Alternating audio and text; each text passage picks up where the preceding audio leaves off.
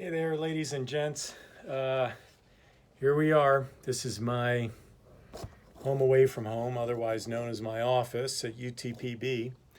And yeah, that's the state flag of Delaware right there. So that's going to be the backdrop here for the rest of the semester. I hope that's okay with you. And they told us to dress casually, so here I am, okay? All right, well, thought what I'd do, just to kind of get us started in, this new reality that we've got here, is to talk a little bit about Emerson. We had just a few things to wrap up about him before getting into Thoreau. So I thought basically I'd just make a few comments just to make sure folks understood who Emerson is and why he's significant. And don't have to spend a lot of time on this. I think folks get it. So good on you. He's not easy to wrap your brain around. So yeah, in class just before spring break, we were talking about the essay Circles, and I think folks get it, that basically what we're after here is, everyone knows the expression, you think outside the box. Okay, we have these habits of thought, and it's time to think outside of that. And that's exactly what Emerson was doing with that metaphor of circles. You draw a new circle, you think outside that circle and into something else, a new paradigm. So that's what we left off with class last time. So as a way of just recapitulating what we were talking about last time, and also to build on that idea a little bit, in that Circles essay, you know what this is. If you want to flip over to page 288, and I will go over some of these additional points here. So if you look at the top of page 288, Emerson says, the extent to which this generation of circles, wheel without wheel, will go depends on the force or truth of the individual soul. But if the soul is quick and strong, it bursts over that boundary on all sides and expands another orbit on the great deep, which also runs up into a high wave, with attempt again to stop and to bind. But the heart refuses to be imprisoned. In its first and narrowest pulses, it already tends outward with a vast force and to immense and innumerable expansions. So the idea is that if we are brave, if we are courageous, if we are not afraid to think outside the box, then we will burst over that boundary line that society imposes on us one way or another. We will burst over that into a whole new paradigm. So this is why we were saying, for a brave and courageous soul, a genius like Albert Einstein, he looked at Newton's laws and said, okay, that's great, no doubt about it. Newton was a pretty smart guy, but guess what? I've got an even better way to think about the laws of physics. And I think it was Bray Lynn was going to be working on expanding even beyond Einstein over spring break. Is that right, Bray Lynn? Did you get that taken care of for us? Okay, well, we're looking forward to what you come up with. Okay. Okay, and then so think also about, Emerson is the first generation of Americans, people who were born in what was the United States of America after the Revolution. And so Emerson and other writers like him were thinking what we have to do is we have to create a whole identity of what it means to be Americans. Continuing the work of Benjamin Franklin, if you will, the idea that, we've got this whole new nation. What's an identity that will be fitting of a country as great and majestic and wonderful, and everything is the United States of America. So Emerson then is trying to encourage us in the United States, other first generation Americans, do something that finally breaks free of the cultural hegemony of England. Just because we won in political independence from England doesn't mean we've created anything new yet. So Emerson is saying, get busy, create a new American identity. And so you can think about that circle that Emerson is drawing. Within one circle is England, English identity. So Emerson's wanting to draw another greater circle around that, saying American citizen. All right, so he's trying to inspire folks to fill that identity. All right, so 288, skipping down, same page. The new statement is always hated by the old, and to those dwelling in the old comes like an abyss of skepticism. But the eye soon gets wonted to it, for the eye and it are effects of one cause. Then its innocency and benefit appear, and presently all its energy spent. It pales and dwindles before the revelation of the new hour. Fear not the new generalization. Okay, and then over on page 289, about a third of the way down on 289. The speedy limits of persons called high and worthy, rich, noble, and great they are by the liberality of our speech. Great, noble, sounds like the King of England or the Queen of England or something. Just because someone says they're great and they're called royalty, so what? We're Americans. We don't care about these things anymore. What society says is good isn't necessarily good. We can create our own new paradigm, American paradigm, of what we mean by greatness. Royalty, nobility is not something you're born with or something. It's what you create through creative thinking, your own effort to self-cultivate. Okay. O blessed Spirit, whom I forsake for these, they are not thee. Every personal consideration that we allow costs us heavenly state. We sell the thrones of angels for a short and turbulent pleasure. Okay. Okay. And then if you look over on page 291, this is also something else Emerson was trying to do, creating, yes, in a general sense, an American identity. But he's also trying to create more specifically an American literary identity, what it is to create a uniquely American literature. So on 291 we see this. Therefore we value the poet.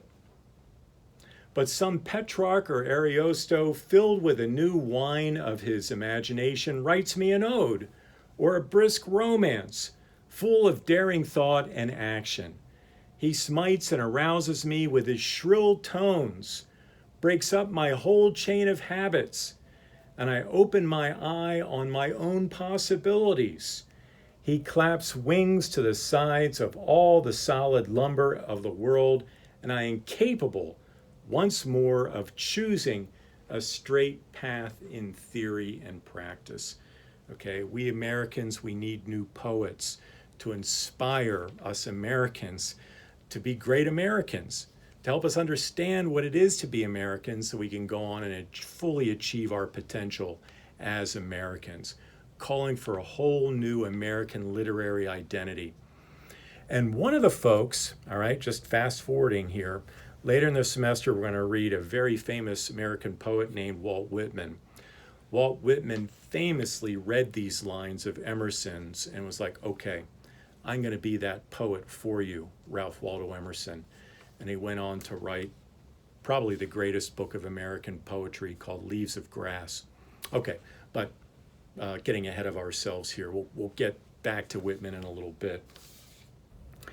Okay, Now, if you look over on page 294, a lot of people, this is the very last paragraph then of Circles, Emerson was well aware that there are plenty of people who are reading about this idea of, divine inspiration, divine madness to go out and create something new. And people thought, cool, I felt like that. Every weekend I go out and get drunk with my friends, right? Or as was becoming popular in the Romantic era, smoking opium, taking laudanum, which was an opiate. And people thought, yeah, I'm fully acquainted with the divine. I got really wasted last weekend. So Emerson was aware of that and said, no, that's not what I mean. Don't be fooled by cheap substitutes, Emerson is saying. The inspiration I'm talking about, Emerson says, we've got to come by it honestly through self-culture that we were talking about, through really working to nurture and uncover that divinity from within, through the right kind of reading, getting out in nature, that kind of thing. Okay, you probably remember all that. I'm not going to go over all that again. But Emerson is careful to say at the end of this essay, you've got to come by that inspiration to draw another circle. You've got to come by it honestly. Okay, 294. The one thing which we seek with insatiable desire is to forget ourselves, to be surprised out of propriety, to lose our sempiternal memory, and to do something without knowing how or why. In short, to draw a new circle. Nothing great was ever achieved without enthusiasm. The way of life is wonderful. It's by abandonment. Yeah, and again, Emerson knew people would read this and say, great, I feel that way every time I get good and drunk or something. So Emerson added this and it says, no. All right, skip down a few lines. Dreams and drunkenness, the use of opium and alcohol are the semblance and counterfeit of this oracular genius, and hence their dangerous attraction for men. Don't be fooled by substitutes. For like reason they ask the aid of wild passions, as in gaming and war, to ape in some manner these flames and generosities of the heart. Okay, all right, that's Circles. I know ordinarily in class I'd say any questions about this, and one or two people might raise their hand. Can't do that, I'm afraid. But what you, at least in the same way, but what you can do is post a note on Canvas and I will answer you. Okay? All right. So that's Circles. And I know we had an online discussion about self-reliance. So, and I think we have that pretty well covered. I'm not going to spend a lot of time on self-reliance because I think you guys already get it. But I do want to say, as a way of pointing out, some of these themes we've been discussing in Circles, that they can be uncovered also in self-reliance. If you look on self-reliance in your book, I think it starts on page, on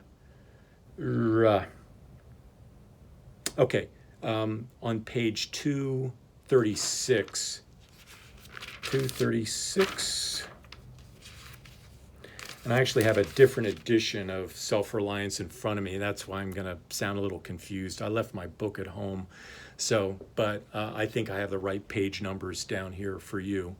Okay, so if you look on page 236, remember what I was saying about Emerson.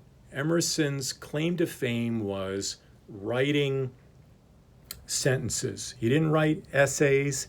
He didn't write paragraphs, as the scholar Robert D. Richardson said. Emerson wrote sentences, okay? Just those one-liners, those aphorisms that people could just take to heart and remember and carry them with them, and allow that to inspire them, to not be afraid to push themselves to do something more. And self-reliance is filled with these. They're filled with these bits of inspiration designed to help people want to draw that next circle, like Braylon. Right, Braylon? Okay, I'm watching you. Okay, so this is just the very beginning of Self-Reliance. This is a few lines down, beginning of the essay. To believe your own thought, to believe that what is true for you in your private heart, I'm trying to point to my heart here, in your private heart is true for all men. That is genius. Speak your latent conviction, and it shall be universal sense. For always the inmost becomes the outmost, and your first thought is rendered back to us by the trumpets of the last judgment.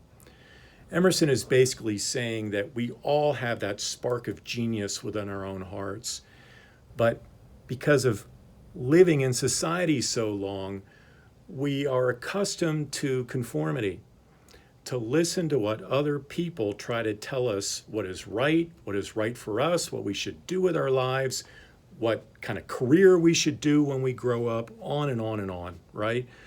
Emerson is saying, stop that. No one knows better what's right for you than you. And we can make those good choices for ourselves once we uncover that latent divinity from within. To believe your own thought, to believe that what is true for you in your private heart, that is genius. Okay? He's trying to get us to build confidence in our own latent convictions, what we know is right, what we know is good for us. I mentioned Walt Whitman a minute ago, okay? Whitman is a classic case in point. He was just basically working as a clerk in a governmental office, copying out documents, all right? Kind of a low-level white-collar worker guy, Nothing wrong with it, but, Whitman got to reading this kind of stuff from Emerson, and he began to trust that genius within himself to create something new, and he did. He wrote a book called Leaves of Grass. I think I even have a copy here somewhere. Yeah, here we go. All right. Yeah, Walt Whitman, Leaves of Grass. He wrote this. See how thick this book is? All right. Whitman never would have read this or written this if it weren't for Emerson. Okay? All right. I think I made my point. Yeah, if I were in a live class, I'd tell by your body language if, you're getting bored or hearing, I'm repeating myself or whatever. So anyway, just bear with me here. I'm just doing my best. Okay. And then so flip over to the next page. Next page over. Start of that new paragraph, Emerson says, there is a time in every man's education when he arrives at the conviction that envy is ignorance, that imitation is suicide, that he must take himself for better, for worse, as his portion. I love that line. Imitation is suicide. If I'm looking out there at Aldo, I'm used to Aldo sitting right here. Okay, and I'm looking at Aldo, and he's got those really nice new, pair of sneakers on or something. And I'm thinking, great. If I just have Aldo's sneakers, I'll be as awesome as Aldo is, right? Okay, that's imitation. That's imitation. Emerson would say that's a form of suicide because my true self, I've buried that down, and instead my standard's becoming Aldo's sneakers.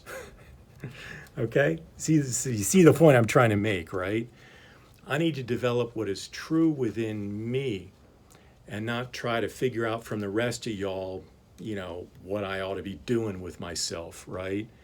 Imitation is suicide because if I'm looking at Aldo's sneakers, the best I'm ever going to achieve is Aldo's sneakers, okay? And then the real Todd is just being buried somehow. Okay, so you see what I'm saying? That's a kind of suicide. The real Todd never has a chance to show himself, all right? And it's sad, of course. So what Emerson is saying is that we need to trust ourselves so that real part of ourselves can be born, basically, and have a good life out in this world, all right? Imitation is suicide. All right, skip down to the next paragraph and you'll see more lines like this. Trust thyself. Every heart vibrates to that iron string. Again, getting us to keep that focus deeply on ourselves. Accept the place that divine providence has found for you, the society of your contemporaries, the connection of events. Great men have always done so and confided themselves childlike to the genius of their age, betraying their perception that the eternal was stirring at their heart. Emerson had a firm belief that the divinity is within each and every one of us. We can cultivate that divinity, fan that flame of divinity within us, then, we will just burn brightly in our lives, right? We'll just have very deep, rich, even powerful lives. But it's going to come from nurturing that divine within, not trying to imitate something else outside of ourselves. Working through their hands, predominating in all their being. Okay? All right. So, okay. And then just as a quick, I'm just talking here, blah, blah, blah. This is the significance of Emerson. But these are some concrete, and you may or may not like Emerson. That's fine. You don't have to. But these are some documented cases of folks who were reading lines like this from Emerson and in fact went on to do some pretty remarkable things. Already mentioned Walt Whitman, but also reformers like W.E.B. Du Bois, who formed the cornerstone of the civil rights movement in the African American community. Lucy Stone, Julia Ward Howe, who were significant folks in the women's rights movement. Industrialists, people who were coming up with new ways to build stuff. Henry Ford, okay?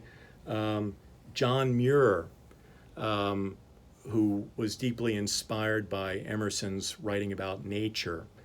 Emerson was a great romantic, of course, wanting to return to nature. And John Muir took that inspiration then and went to Teddy Roosevelt and persuaded him to set up the national park system. Architects like Frank Lloyd Wright, composers like Charles Ives, many, many, many other examples like that, folks who were inspired by Emerson. So anyway, okay. Well, just one other point about Emerson. If you want to look over on page 277, this uncovering this divine spark from within that I've been talking about, another word for that, and I think I went over this in class before, but it's worth pointing out some textual evidence here. This is several pages later. I'm sorry I don't have the exact page. It's beginning with that paragraph that says, the magnetism which all original action exerts. So I'm looking at that paragraph, all right? Emerson is discussing this theme of intuition, okay? And this is what he says about intuition, all right? We denote this primary wisdom as intuition, whilst all later teachings are tuitions. Okay, we talked about that in class last time, I think, that y'all know what tuition is. That's what you're having to pay for every semester, all right? Tuition simply means teaching, okay? So intuition is teaching from within. Intuition is teaching from within, all right? So Emerson's saying don't try to be taught by models from without, like Awesomeness by Aldo, all right? Although he has a lot to teach me about that, definitely, okay? But Emerson instead is trying to get us to think about teaching that comes from within, from that divinity within, intuition. Okay? In that deep force, the last fact behind which analysis cannot go, all things find their common origin. For the sense of being which in calm hours rises, we know not how, in the soul, is not diverse from things, from space, from light, from time, from man, but one with them, and proceedeth obviously from the same source whence their life and being also proceedeth. We first share the life by which things exist, and afterwards see them as appearances in nature, and forget that we have shared their cause. Here is the fountain of action and the fountain of thought. Okay? So the source and origin of all things, the power of creativity, all right? The generative power of the universe is right in our own hearts and souls. We have got to learn to trust that, Emerson says.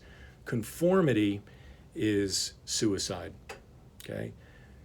As I'm trying to conform with y'all out there, I'm cutting myself off from what my own heart of hearts is telling me. That's a kind of suicide. The Creator exists within. So Emerson is trying to get us tuned into that creative power in our heart of hearts. Okay, well, I think that's a pretty good positive note to end on. So let me just stop right there, okay? And please do offer some questions and comments on Canvas. Okay, take care then. Bye-bye.